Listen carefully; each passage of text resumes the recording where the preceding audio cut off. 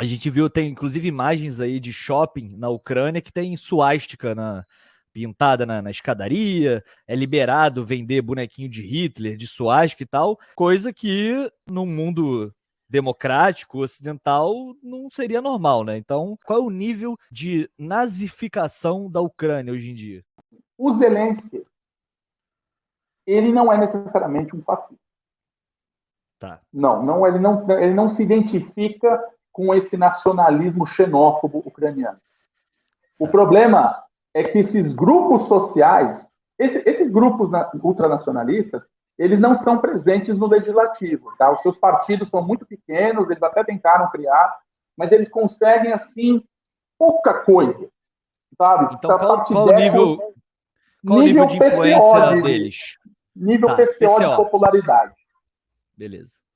O problema é que eles são fortes em movimentos sociais e nas Forças Armadas. Por quê? Porque eles formaram as milícias que enfrentaram os separatistas pró-russos em 2014. Inclusive, em 2014, a Ucrânia vai ter uma crise de recrutamento muito grande. Muita gente vai fugir do recrutamento do exército. E esses grupos ultranacionalistas vão formar batalhões especializados, batalhões partidarizados para ir lutar a guerra. Aqui, no caso da foto que você colocou, você tem a bandeira do setor direita, né, essa bandeira vermelha e preta, Essa aqui. que remete ao exército insurgente da Ucrânia, que vai colaborar com a ocupação nazista durante a Segunda Guerra Mundial Eita. e vai cometer crimes de guerra contra comunidades russas, mas também polonesas no país. E aqui você tem o batalhão Azov, que é um dos braços armados desse movimento, né, o setor direita, que vai lutar na guerra do Donbass. Esse movimento, até então, era considerado até por países ocidentais como um movimento supremacista, né? Um movimento terrorista, xenófobo, né? De extrema Sim. direita.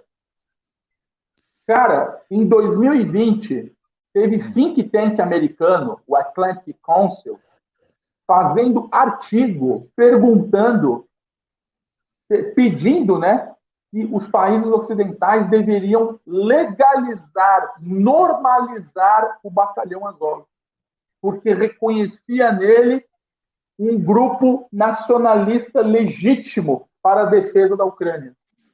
Então, Então, assim, para vamos tudo. Vamos dar normal. vamos paradinha aqui para a gente tentar entender. Calma aí. Então, quer dizer que o Ocidente, né? Você falou aí um think tank. Para quem não sabe, um think tank é um. Explica pra gente o que é o think tank, rapidinho aí. Think tanks são meio que agências, né, que fazem um subsídio científico, né, para influenciar a política dos seus governos. Então, assim, think tank não faz ciência, tá? O think tank ele está fundamentando cientificamente um conselho, né, para que um determinado governo adote sua política. Então, o think tank ele vai falar de um tema, né? Vou falar, vamos falar do Batalhão Azov. Aí ele explica de maneira científica como é que o Batalhão Azov funciona, por que ele foi criado, o contexto que ele foi criado, e no final do artigo ele faz uma recomendação, ou seja, que medidas o governo tem que tomar para colocar o Batalhão Azov numa situação mais confortável, né? O que o Batalhão Azov pode contribuir para a formação do novo exército ucraniano. Isso é o que diferencia think tank de lobby, tá? O lobby ele só faz aquele jogo de influência. O think tank ele dá uma roupagem mais científica. Ó, você está apoiando, mas é por isso, isso, isso. Assim, o Então, Azov pode ser neonazista, tal, mas ele é um mal necessário para confrontar a Rússia, sabe? Entende? tá, o think tank, então, seria um braço político com roupagem acadêmica, né? Para você ter artigos para poder justificar a sua Eu diria que política, ele é né? um braço acadêmico da política.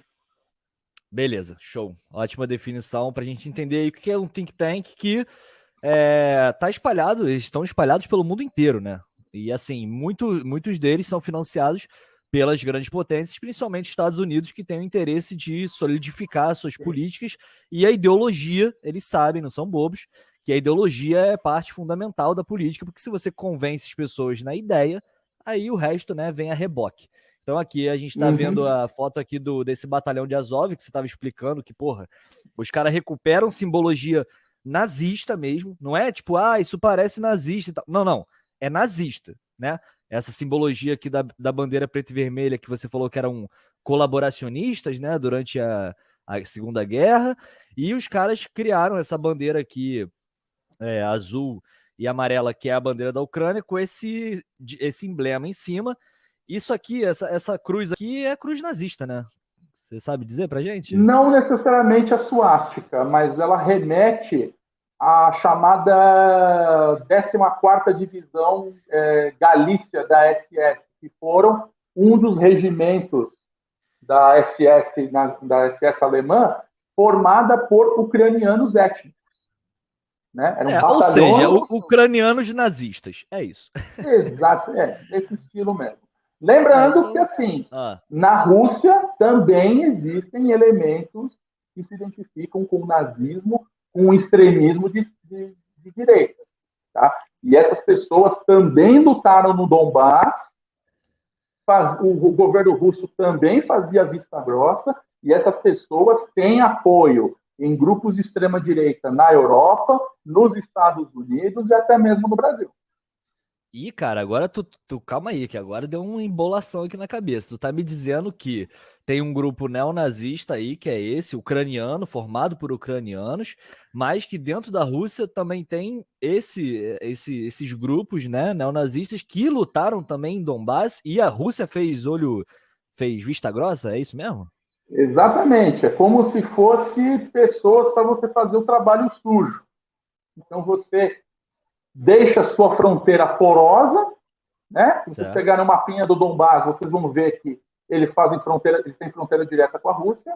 Você manda armamentos e facilita a circulação de militantes e eles fazem. Aí tu deixa correr solto, né? Aí eles fazem deixa correr solto. Tudo bem, não tinha. Você está querendo dizer, então, que só tem nazista nas fileiras do Donbass? Não. Você tem de tudo. Você tem comunistas, você tem liberais, você tem. Eram pessoas que resolveram abraçar a militância dos movimentos pró-russos e foram lutar pelas suas fileiras. Mesma coisa do lado ucraniano. Né? Você só não tinha os comunistas. Eu trocaria os comunistas do lado ucraniano pelos liberais. Mas você tinha de tudo. Pessoas militantes dos Estados Unidos, da Noruega, da Suécia, da Alemanha, da França, de tudo quanto era coisa. Né? E, assim, esse puro suco de pós-modernidade comeu solto durante 2014. E aí, voltando àquela questão do Zelensky, né? Ele precisa da lealdade dessas pessoas, porque essas pessoas hoje treinam a Guarda Nacional Ucraniana. Né? Vamos explicar assim, qual é a relação, tipo, direta, né? Então, assim, esse é um grupo aí nazista, beleza, já sabemos então que eles são tolerados na Ucrânia, né? Com essa questão de criminalizar comunismo e nazismo, mas tu deixa o nazismo correr solto e fecha e vai atrás dos comunistas, e essa galera aí tá liberada, né? Pra andar na rua armada, pra fazer isso tudo aí, até porque eles ajudaram, como você falou, o governo ucraniano a combater os separatistas lá no leste, então eles ganharam uma moral, né? E que depois, inclusive, explica pra gente, porque o ministro do interior da Ucrânia, ele parece que incorporou esse pilotão de Azov dentro das forças de segurança ucranianas, é isso? Exatamente. Esses batalhões acabaram se tornando legalizados. Por isso eu falo que o exército ucraniano não existe. É um mosaico de milícias partidarizadas e ideologizadas, né? Porque você não tem só o Azov, você tem o batalhão de Dnipro, você tem o batalhão Kharkov, você tem vários nomes. Né? Tem vários, então? Tem vários. É que o Azov ficou o mais famoso. Aí o que acontece? Esses batalhões, eles foram financiados por oligarcas ucranianos, ou seja, com financiamento privado, não era nem financiamento estatal. Teve batalhão que foi financiado por crowdfunding, né? Que é o caso do batalhão de Dnipro. Tipo, as pessoas os caras vaquinha.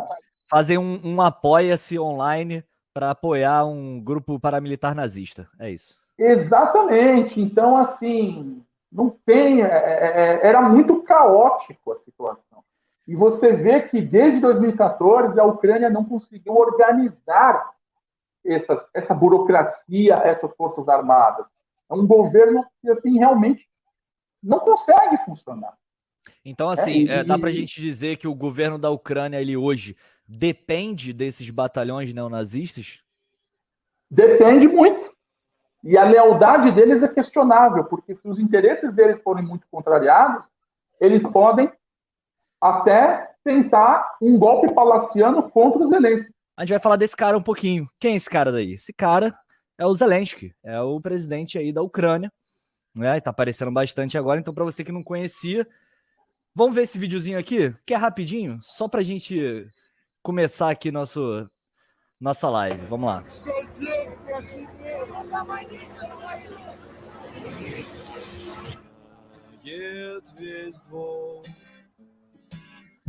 Мой приговор.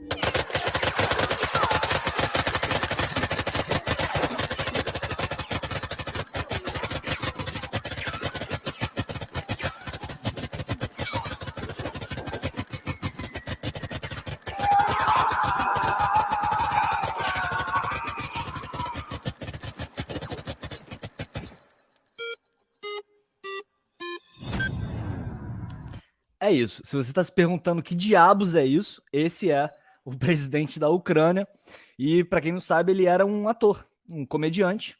E esse é um trecho de um dos filmes que ele fez, que sei lá qual é o nome do filme, mas, enfim, para você entender, ele fazia o papel de um professor que depois que veio a se tornar presidente da Ucrânia. E aí, como a arte imita a vida imita a arte, né? Não sei exatamente o que, mas hoje ele é presidente da Ucrânia e a gente vai agora tentar entender como é que esse cara que faz um vídeo desse aqui, metralhando, não sei se você entendeu, mas ele tá metralhando o parlamento.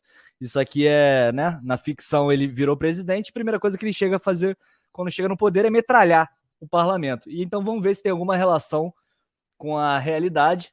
Então vou deixar ele aqui metralhando a gente enquanto a gente discute qual é desse maluco. Então, Tito, vamos começar, né? Qual é desse maluco, cara? Fala pra gente. Bom, como você falou, né?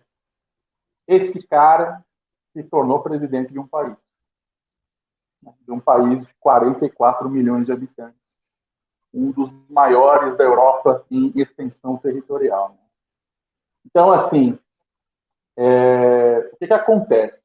Ele, de fato, isso na verdade não é um filme, é um seriado, né, chamado O Servo do Povo, e que ele realmente faz o papel de um professor de história que, por acaso, se tornou o presidente da Ucrânia. E essa cena aí mostra, né, que ele meio que fica de saco cheio com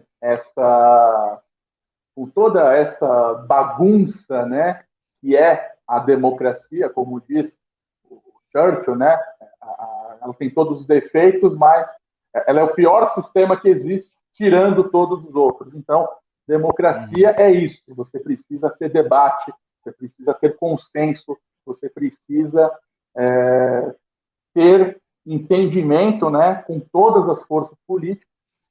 Só que aí você coloca aquele cara de que acha que pode resolver tudo no tapetão, né? Não, tem que refazer a política, né? Tem que fazer uma nova política.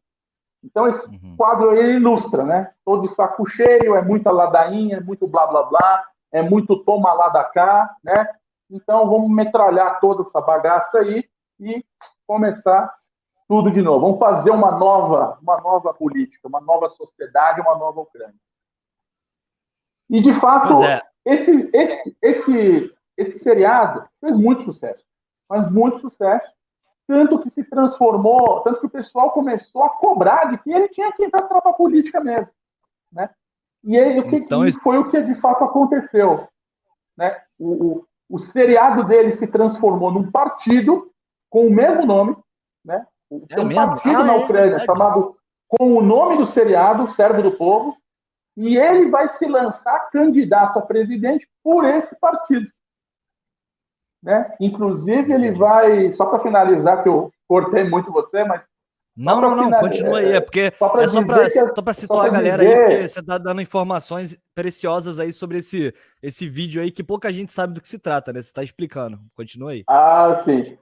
Então, só para dizer que ele vai concorrer às eleições ucranianas, né? Com esse partido contra o antigo presidente Petro Poroshenko, que vai assumir o poder após as eleições convocadas durante uma revolução na Ucrânia, que foi muito sangrenta, né? E foi quando derrubaram um presidente tido como pró-russo, né? Para colocar um governo mais pró-ocidental. Oi. Só para situar, o presidente que caiu era o Perechenko. Como é que é o nome dele? Viktor Yanukovych. Isso em 2014. Isso em 2014. Tá, ele foi derrubado. Yanukovych, ele é derrubado, ele foge para a Rússia, assume um governo de transição pró-ocidental que convoca eleições e entra o presidente Petro Poroshenko, que vai governar até cerca de 2018, 2019, tem que ver qual foi as últimas eleições ucranianas. Era um presidente que buscou, né, prometeu integrar a Ucrânia para a União Europeia, a OTAN, enfrentou uma guerra, um separatismo no leste, incentivado pela Rússia, né, porque eles temiam, né, a integração da Ucrânia na OTAN. O governo, a popularidade do Poroshenko ruiu de tal forma que, nessas eleições, os ucranianos resolveram votar numa figura nova, né? Num cara que não era político, que estava fora do quadro, que era esse Volodymyr Zelensky, né? Para quem não sabe, Volodymyr em ucraniano é o mesmo que o Vladimir em russo. Olha aí, só para contar algumas curiosidades aqui, né? Para a gente não ficar muito preso só à matéria. E aí, o Zelensky vai ser um fenômeno político. Ele vai estourar, ele vai derrotar o candidato Poroshenko. Inclusive, ele era tido, né? Ele era taxado pela imprensa ocidental como pró-russo. Ele era chamado de pró-russo porque ele prometia a normalização das relações com a Rússia e ele prometia resolver a guerra do leste, né, a guerra do Donbass, de forma política. E aí ele vai virar um fenômeno político, todos os lados da Ucrânia vão eleger ele, e ele vai derrotar o Petro Poroshenko de forma, assim, avassaladora. Parece que foi 70% dos votos, né? Foi uma coisa, assim, absurda, né? Exatamente. O problema é que o Zelensky ele vai prometer tanta coisa maluca, ele vai prometer, por exemplo, trazer as Olimpíadas para a Ucrânia. Ih, meteu essa? Meteu essa, como diz, né? Como diz o Casimiro, meteu essa. Meteu essa. Pô, mas olha só, tu falou aí que ele entrou dizendo que queria regularizar as relações com a Rússia, normalizar e tudo mais, e até era falado que ele era pró-Rússia. O que aconteceu depois que ele assumiu, então? Então, prometeu demais, né? Ganhou o partido dele, ganhou muita força. O partido dele hoje é o mais forte do parlamento, só que é um tigre de papel, porque são muitas facções, é muito heterogêneo, são muitas visões diferentes dentro do partido, e para ele manter essa lealdade aí, é muito complicado, é muito difícil. E ele foi perdendo, né? A popularidade dele também foi ruindo, porque essas promessas que ele fez, como eu falei, o cara prometeu Olimpíada. trazer os Jogos Olímpicos para a Ucrânia. Foi Tem ruindo, que sustentar essa bronca, né? Se a colocou, popularidade dele despencou para 17%. Que isso, Agora cara? está um pouquinho. Agora não, né? Perto da crise, quando começou a crise com a Rússia, né, de invasão, a partir de novembro do ano passado, a popularidade dele já estava mais ou menos em 38%, um pouquinho melhor, mas ele Pô, mas chegou espera aí, a... cara. Uma popularidade de 38% parece muito pouco para um país, inclusive, que está em guerra, né? Porque quando você está em guerra, a tendência é o país se unir e apoiar o seu presidente, o seu líder, né? Pô, 38% tá pior que o Bolsonaro aqui, né? É, O cara 38% antes da guerra começar. Antes da guerra começar. agora deve ter Eu dado uma não sei aumentada, eu né? não sei como está agora, né? Mas Entendi. por que a popularidade dele diminuiu e deu aumentada? Porque quando ele viu que a popularidade dele foi detonada, ele tentou adotar a mesma cartilha do Poroshenko, que ele derrotou na eleição, na eleição, né? Então, Que não, cartilha era essa? vamos, vamos tentar o ingresso na União Europeia, porque o Ocidente vai investir, vai desenvolver nosso país, vai trazer desenvolvimento econômico, desenvolvimento social, e vamos entrar para a OTAN. Né? Vamos entrar para a principal aliança militar mundial, né? E vamos receber investimentos dos Estados Unidos, modernizar nossas forças armadas e, com isso, resolver a Guerra do Leste. Então ele passou ele passou de um discurso pró-Rússia do tipo, vamos resolver com a Rússia aí na tranquilidade, na paz, e aí ele virou pro outro lado e falou, agora a gente vai pro Ocidente, agora a gente quer abraçar a OTAN, vem todo mundo, me ajuda aqui, e então mudou totalmente o discurso dele, né? Exatamente, virou assim um verdadeiro camaleão político. E isso desagradou muito a Rússia, porque a Rússia depositava nele até uma certa esperança, porque eles achavam que ele mudaria esse comportamento do Maidan de 2014, teria uma relação mais pragmática com a Rússia, e aí buscariam, né, desescalar a tensão e resolver o conflito de forma pacífica, né, de forma política.